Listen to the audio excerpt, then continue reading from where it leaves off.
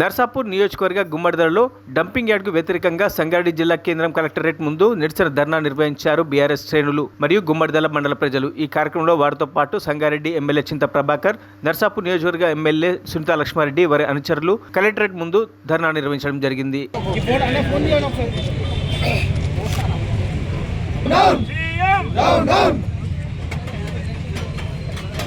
Hello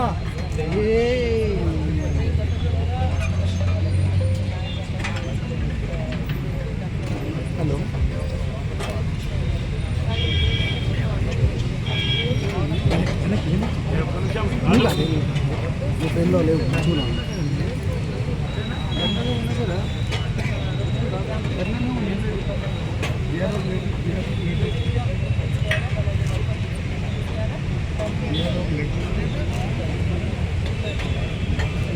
మరిన్ని updates కోసం మా ఛానల్ని సబ్స్క్రైబ్ చేయండి.